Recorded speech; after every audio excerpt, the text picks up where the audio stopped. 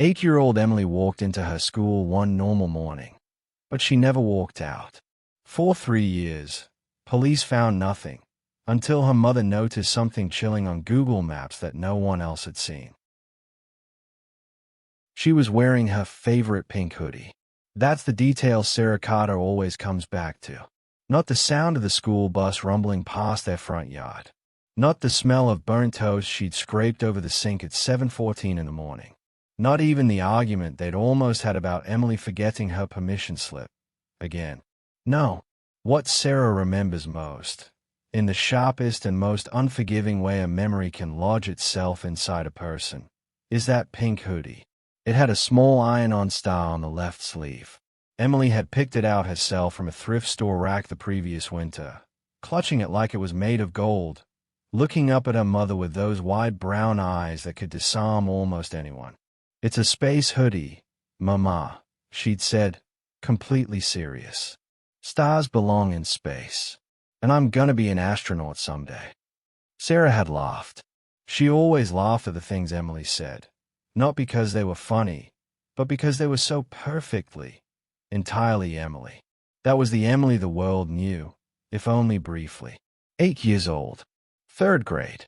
A quiet girl who sat by the window in class and stared at the sky when she thought no one was watching. A girl who filled composition notebooks with drawings of planets she'd named herself. A girl who said good morning to the janitor every single day. Because, in her words, everybody deserves to feel seen. September 14 started like every other Tuesday. Sarah dropped Emily at the front entrance of Meadowbrook Elementary at 8:47 in the morning. They had a ritual. Sarah would roll down the window of her silver Honda Civic, and Emily would turn around once before going through the doors, giving a single wave. Just one. As if she was too old at 8 to make a bigger deal of it, but not quite old enough to stop entirely. That morning, Emily turned. She waved. Sarah waved back. The doors swallowed her daughter whole.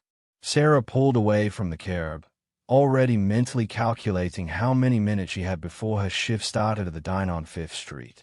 She had no reason to look in the rearview mirror for longer than a second. No reason to feel anything other than the quiet, familiar weight of a working mother's morning.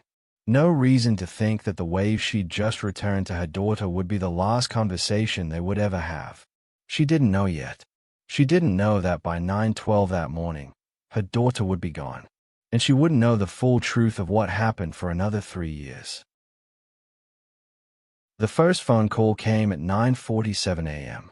Sarah was midway through refilling a coffee pot when her cell phone buzzed against her apron. The number on the screen was the school's main office line.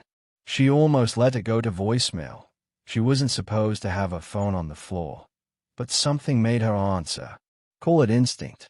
Call it the particular, inexplicable antenna that mothers seem to carry inside them at all times. "Mrs. Carter, this is Linda Marsh from the front office at Meadowbrook. I just wanted to check. Is Emily homesick today? She hasn't checked into class." Sarah felt the floor tilt. "What do you mean she hasn't checked in? I dropped her off. I watched her go through the front doors." A pause. Too long a pause. Let me check with her teacher again. Hold on just one moment." Sarah stood still in the middle of that diner with a half-full coffee pot in her hand and her whole world threatening to collapse around her. She counted the seconds. She got to 23 before Linda Marsh came back on the line.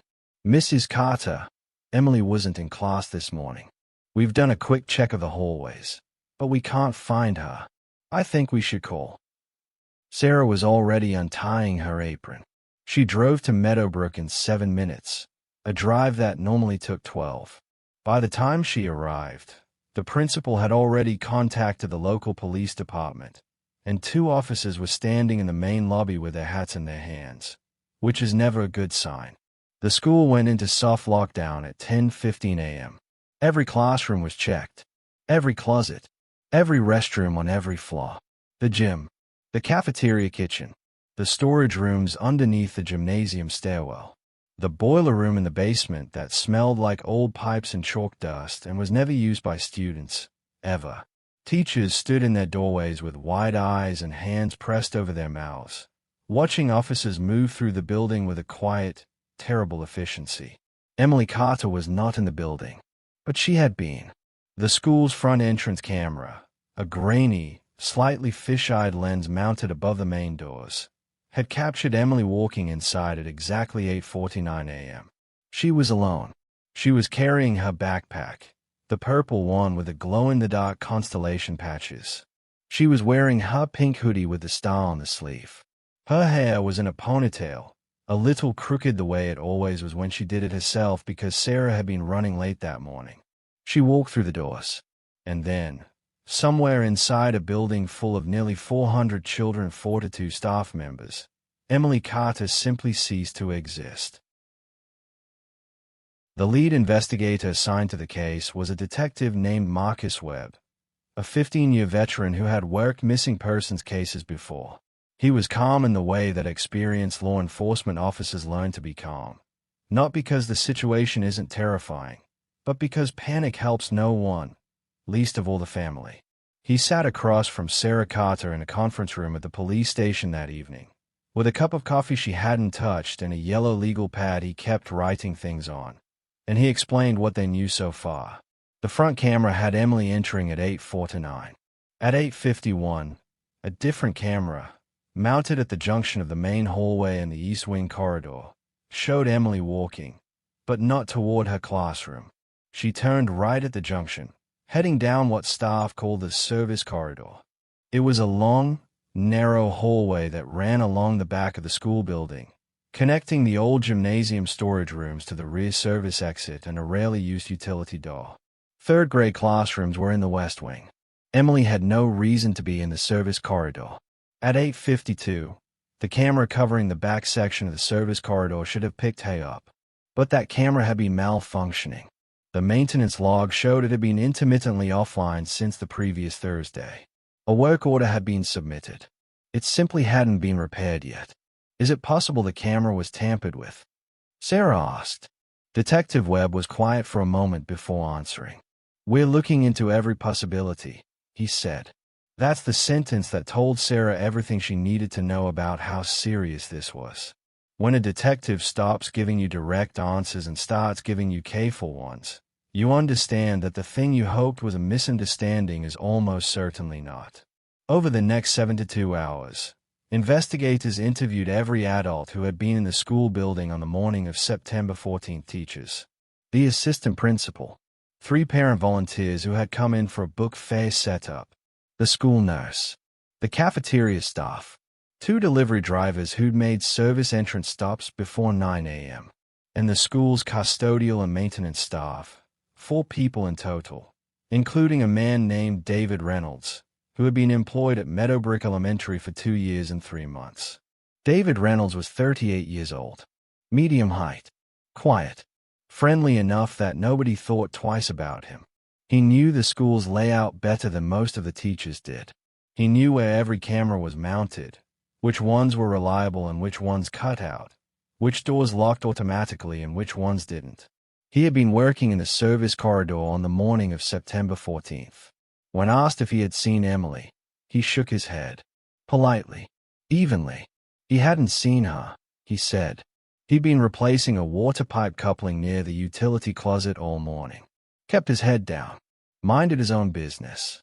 There was no physical evidence connecting him to Emily's disappearance. And so, with nothing to hold him on, the investigation moved forward without him. For a while. In the weeks that followed, the search for Emily Carter became one of those cases that local news stations cover intensely for a few weeks before the next story comes along. Volunteer search parties combed the surrounding neighborhoods and nearby parks. Flyers went up on every telephone pole within a 5-mile radius. A tip line was established, and detectives fielded hundreds of calls, most from well-meaning people, some from less well-meaning ones, and a handful that had to be taken seriously before being ruled out. No credible leads emerged. The days blurred into weeks. Weeks blurred into the particular, suffocating silence that only the family of a missing person truly understands. The silence of a house where someone used to live, where their shoes are still by the door and their handwriting is still on the grocery list they'd helped write, and where every morning begins with the same terrible question that never gets easier to face. Sarah Carter did not take Emily's things down.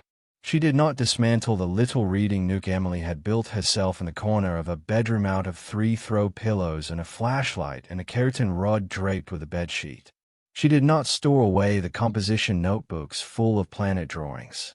She did not remove the glow-in-the-dark star stickers from the ceiling above Emily's bed, which Emily had arranged, very carefully, over the course of several weekends, into the actual shapes of real constellations, because she wanted to fall asleep looking at something true. On what would have been Emily's 9th birthday, Sarah bought a small cupcake from the bakery on Elm Street. She put it on Emily's pillow with a single candle. She sat on the edge of the bed in the dark, lit it, and sang happy birthday in a voice that cracked halfway through and never quite recovered. She did the same thing the year after, and the year after that. The official investigation, what remained of it, had slowed to nearly nothing by the end of the first year. The case was never officially closed, but it was, in the language that police departments use when they run out of leads and resources, inactive. Detective Webb called Sarah once a month for the first year, every 6 weeks for the second year, and then, with genuine regret in his voice, told her that there were no new leads to share, but that the case remained open and she should call him if anything came up. She thanked him. She hung up the phone. She sat in her kitchen for 40 minutes without moving.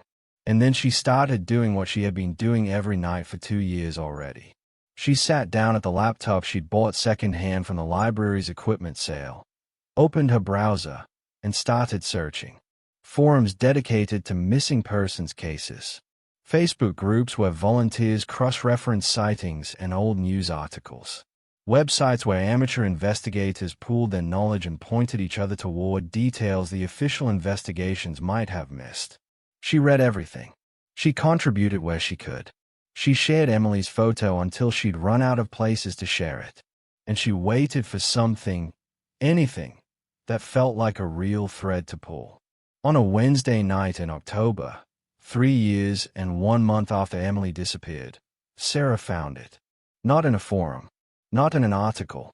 Not in the tip line she kept active on her own phone with her own money. She found it on Google Maps.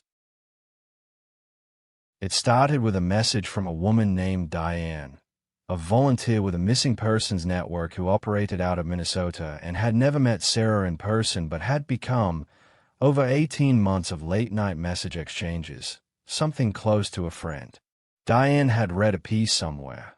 She couldn't remember where exactly. Possibly a Reddit thread, possibly a true crime podcast community forum, about a family who had located a long-missing relative using Google Maps Street View. The story went like this. Street View images are captured by Google's camera cars at irregular intervals, sometimes months apart, sometimes years. The images are time-stamped and geolocated. And because the cameras are automated, they capture everything and everyone within frame. Faces, license plates, dogs on leashes, delivery trucks, pedestrians, all of it frozen in a single moment that is then stored, publicly accessible, on one of the most widely used platforms in the world. Somebody had found their missing family member walking down a street in those images. Just a figure in the background, captured by a passing camera, but identifiable, undeniably identifiable, once they knew to look. Diane messaged Sarah about it at 11:48 p.m. Sarah was already awake. She was always already awake at that hour. She read the message twice. Then she opened Google Maps on her laptop. She typed in the address of Meadowbrook Elementary School, and she started moving through Street View, block by block, the way you walk a grid, methodically, overlapping each section slightly to make sure nothing was missed. She did it the way Emily had taught her. Actually, during one of their rainy Saturday afternoons when Emily had been fascinated by satellite maps and had shown Sarah how you could walk through places you'd never been. Emily had narrated it like a tour guide, making up stories about the houses they passed, inventing whole families inside them. Sarah moved outward from the school in concentric rings. It was after midnight. Her coffee had gone cold. The house was completely silent around her. She almost missed it. The street view image was from Cornerstone Avenue, a quiet residential street that ran parallel to the school's service entrance, 2 blocks to the northeast. In the image, a small church with a white steeple sat on the right side of the frame, the kind of old brick church that has stood in the same spot for 100 years and will stand for 100 more. The sidewalk in front of it was clean and empty, except for 2 figures walking away from the camera, moving down the right side of the street. A man and a child. Sarah leaned in closer to the screen. The child was small, 8, maybe 9 years old. She was wearing a pink top. Pink, pink, her mind screamed, and her hair was in a ponytail. A slightly messy ponytail, the way it always looked when she did it herself. Sarah's hand started to shake so badly she had to grip the edge of the desk. She zoomed in. The image pixelated, the way street view images do when you push them too far, faces and details dissolving into blocks of color. But the hair, the height, the way the child held herself, slightly turned inward, one shoulder just a little higher than the other, the way Emily always stood. The way Emily stood in every single photograph Sarah had of her. And the man beside her. He was taller, dark jacket. His face was turned partially away. But the build, the posture. Sarah grabbed her phone. She called Detective Webb at 12:23 a.m. He answered on the 3rd ring. The street view image had been captured on September 16th, 2 days after Emily disappeared. Investigators who reviewed it confirmed what Sarah had already known in her bones from the moment she'd zoomed in. The child in the image bore an extraordinary resemblance to Emily Carter. Same height for her age. Same hair color. Same texture. The pink top was consistent with clothing Emily owned. And the ponytail, that slightly off-center ponytail, appeared in multiple photographs of Emily from the months before her disappearance. The man walking beside her was identified by investigators after several days of careful analysis. They cross-referenced the build, the jacket, and the route he appeared to be walking against records, employment files, and prior surveillance footage. It was consistent with David Reynolds, the maintenance worker, the man who knew the school's camera positions better than anyone. The man who had been in the service corridor on the morning Emily walked into that hallway and never came out the other side.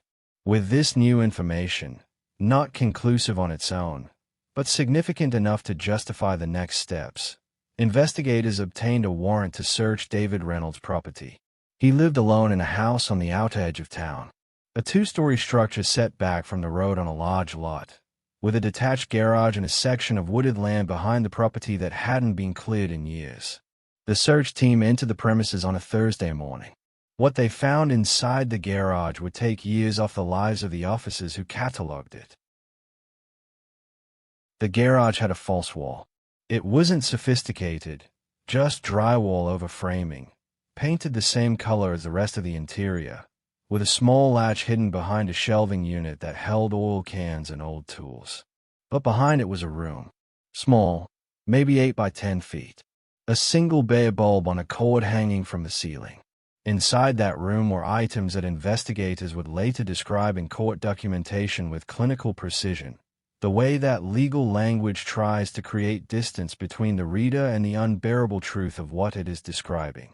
There were children's drawings, dozens of them, stored in plastic sleeves inside a binder. Some were crude, some were detailed. One investigator noted, in a recorded statement, that several of the drawings appeared to show planets and stars. The kind of drawings an 8-year-old with a deep, private fascination with the cosmos might make on a rainy Saturday afternoon. There were small backpacks. 3 of them. Different colors. Different sizes. All belonging to children. There were toys. Books. A composition notebook with a cracked spine. And in the wooded area behind the property, in a section of ground that had been disturbed and then covered over again, forensic investigators working with ground-penetrating radar found evidence that led to physical remains. The identification process took time. DNA analysis, dental records, the precise, patient, heartbreaking science of finding truth in what is left behind. When the results came back, They confirmed what Sarah Carter had spent 3 years desperately hoping would not be true. But in confirming it, they also did something the investigation had not been able to do for 3 years. They gave Emily back to her mother, and as investigators continued their work on the property, cross-referencing their findings with databases of unsolved missing children's cases from surrounding counties, a pattern began to emerge. David Reynolds had not only been at Meadowbrook Elementary. Prior to that, he had worked at 2 other schools, under different employment names, with references that, when traced backward, pointed to addresses that did not exist. Emily Carter was not his first victim. The investigation expanded to 3 counties. There is a particular cruelty in closure, when closure comes like this. For 3 years, Sarah Carter had held on to hope the way a person holds onto the side of a cliff, not because it's comfortable, not because it's sustainable, but because letting go means falling into something she couldn't survive. Hope, even painful hope, even hope that gets harder to maintain with every passing month, is still something. It has weight. It has shape. It gets you out of bed in the morning and keeps you at the laptop until 2 in the morning and makes you answer the phone every time it rings just in case.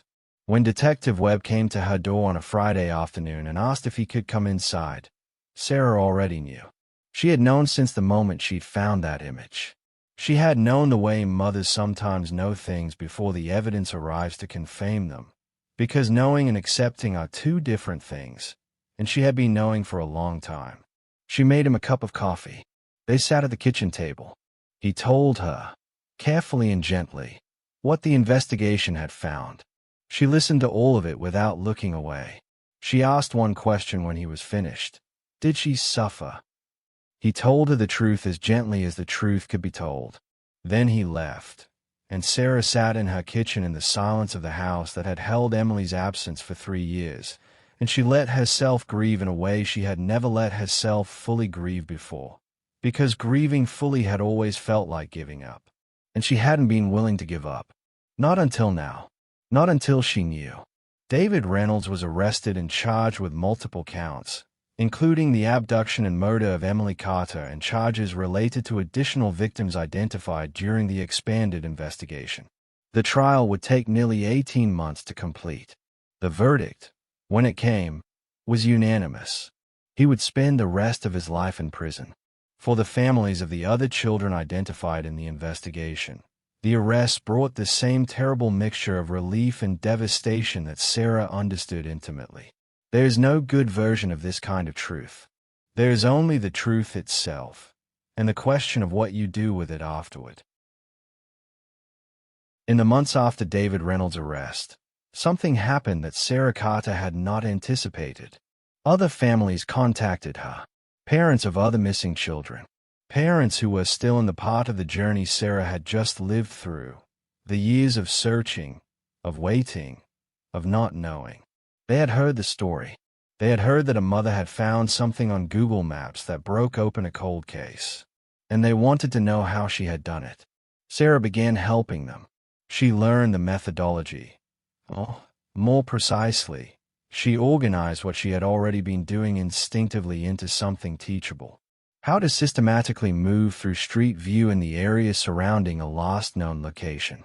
How to check for timestamps on images and cross-reference them with the dates of disappearance. How to capture and save screenshots of anything anomalous, anything that catches the eye for reasons you can't immediately articulate, and then submit them through proper channels to the investigators working the case. She partnered with the online network of volunteers she had been working with for 3 years. She started running informal sessions, on video calls, in community centers, in church halls, teaching parents and volunteers how to use publicly available digital tools as part of an organized search effort. She was clear-eyed about what this work could and couldn't do. It couldn't replace law enforcement. It couldn't substitute for the resources and expertise of trained investigators. But it could supplement them.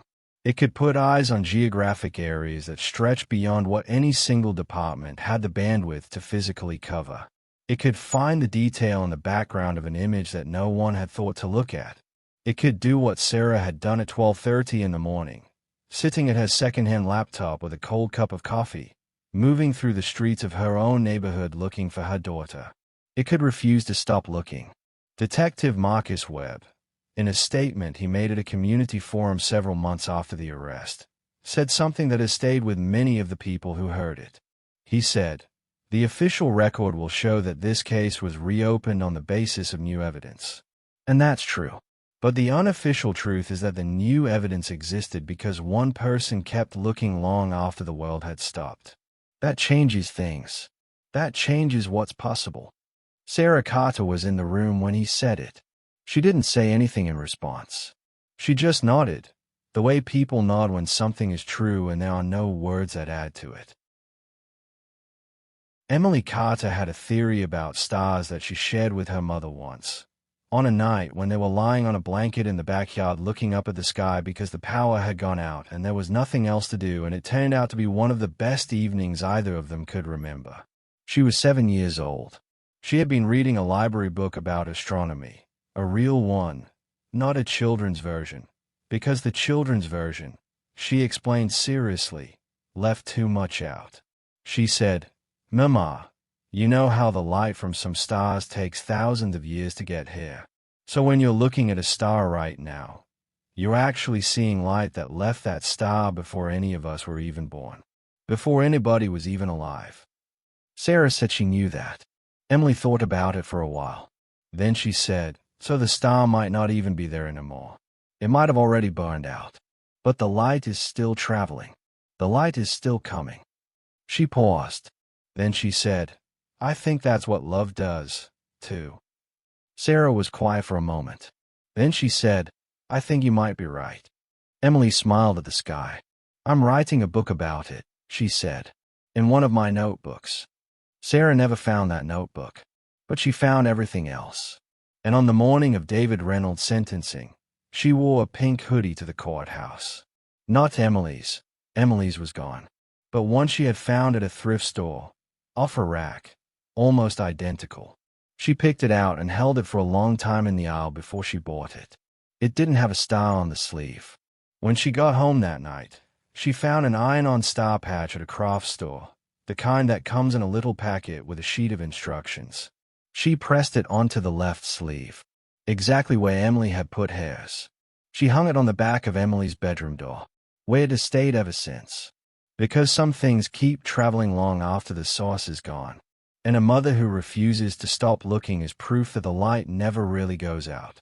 Epilogue. 3 years. 1,095 days. That is how long it took for the truth to surface. And when it finally did, it came not through a dramatic break in official channels, not through a confessed accomplice or surveillance tape discovered in a forgotten evidence box, but through a woman sitting alone at a kitchen table in the middle of the night, moving through digital photographs of ordinary streets, refusing, absolutely refusing, to believe that her daughter had simply vanished without leaving a single trace behind. The case of Emily Carter became a landmark example of how community-driven, technology-assisted searches can complement professional law enforcement investigations. In the years following Reynolds' conviction, several missing persons organizations incorporated systematic street view canvassing into their standard methodology for cold cases. Training materials developed partly from Sarah Carter's informal teaching sessions were adopted by volunteer networks operating across multiple states. The school district overhauled its visitor protocols and camera infrastructure within 12 months of the verdict. Several other school districts in the state followed suit. New policies were implemented around background checks for service and maintenance staff at educational facilities, policies that many child safety advocates have been pushing for years without sufficient momentum to enact them. Reynolds was convicted on 4 counts total. Emily and 3 other children whose cases had gone unsolved for years across 2 different counties. 4 families who had been living in the same suspended, airless grief that Sarah had carried for 3 years. 4 families who now had truth, however terrible, instead of silence. David Reynolds died in prison 4 years after his conviction. He never spoke publicly about his crimes. He never offered the families an explanation. He gave them nothing. But Sarah Carter had already taken back what mattered most. Not Emily. Nothing and no one could give her Emily back. But the truth. The certainty. The ability to stop searching for what happened and start, slowly, imperfectly, painfully, figuring out how to live with knowing. She still keeps Emily's room exactly as it was. She still leaves a cupcake on the pillow every year on Emily's birthday. She still looks up at the night sky sometimes and remembers a 7-year-old girl lying on a backyard blanket, explaining starlight and love in the same sentence as if they were obviously the same thing. And she still works. Every week, without fail, helping other parents search, sitting with them through the long, awful uncertainty of not knowing, teaching them what she learned, reminding them, because someone needs to remind them, that the case being called inactive is not the same as the case being closed. It is never really closed. Not while someone is still looking. And Sarah Carter is still looking. She will be looking for as long as it takes. Because that is what it means to love someone who is gone. Not to pretend they are still here. And not to let the world forget they ever were. But to carry the light of them forward. Even on the days when your hands are shaking and the screen is blurring and the hour is late and everyone else has gone to sleep. The light is still coming. And it always will be. What would you have done if you noticed that image on Google Maps? Do you think the police should have investigated the school staff sooner? If this story shocked you, make sure to like the video and subscribe for more real mysteries and true crime stories.